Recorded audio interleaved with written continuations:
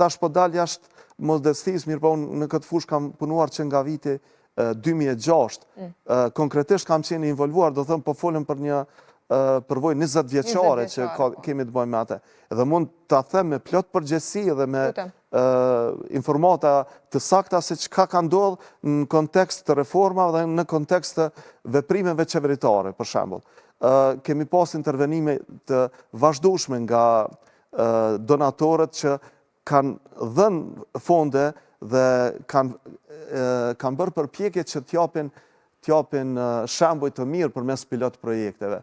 Por çka ndodhi në Bandena kur filloi qeveria e pase, do thot me të vërtet ngritet cilësia në arsim, edhe me të vërtet që krijohen kushte më të mira për të përdorur mjete konkretizimi dhe për të motivuar si nxënësit ashtu edhe mësimdhënësit. Por kur filloi zbatimi i projekteve të qeverisë, ato ishin aq të pakuptimta dhe ishin aq të dështuara, saqë faktikisht edhe vetë pilotimet që këta donatorët i bëm, faktikisht u kriju një kontradikta që madhe, sepse çdo gjë që funksiononte përmes këtyre projekteve, krejt e kundërt e asaj u realizua nga qeverit. Derisa mu ardhëm në fazat të mëvonshme, kur filluan të ofrojnë trajnime të skaduara plotësisht që ishin me afate, do të thotë, software dhe pako të softwareve që kishin dalë krejt pi përdorimit. Që nuk i përkojnë kohës në cilën jemi. Nuk i përkojnë kohës se kanë dalë të reja,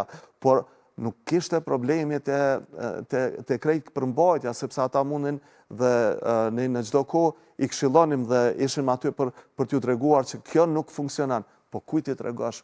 Ata e kishin hallin se si të marrin fondet e tyre dhe si të bënin keqpërdorimin e fondeve publike dhe të merrnin nga një asht prej atyre investimeve dhe bënin faktikisht marrëveshje me kompani matrapazësh që realizonin diçka, por ishte krejt ishte një skem mashtrimi, krejt ishte një skem e përfitimit ilegal.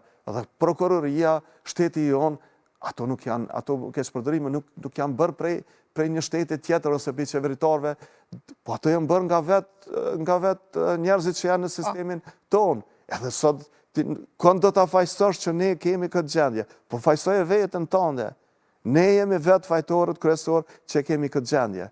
Nuk mund të themi që janë të tjerët. Dhe në vazhdimsi të kësaj, po e ceki që kur ka ndodhur pandemia, e gjeti Kosovën në një gjumë, mund të themi, në aspektin e realizimit të mësimeve, për shkak se ishte pamundur të organizohej fizikisht, dhe do ta fajsonim tani që para 20 vitesh ka qenë lufta. Nuk ka qenë problemi i luftës, se lufta është përfunduar shumë herët. Po ka qenë keqpërdorimi që ju vetë ja keni bë këtyre fondeve, edhe efikasiteti që ju vetë keni keqpërdorë dhe keni përfituar në mënyrë ilegale prej këtyre iniciativave. Edhe tash këtë gjendje që e keni, mos e vajso askënd, se vetë jeni fajtor për këtë katrahur që e keni sjell.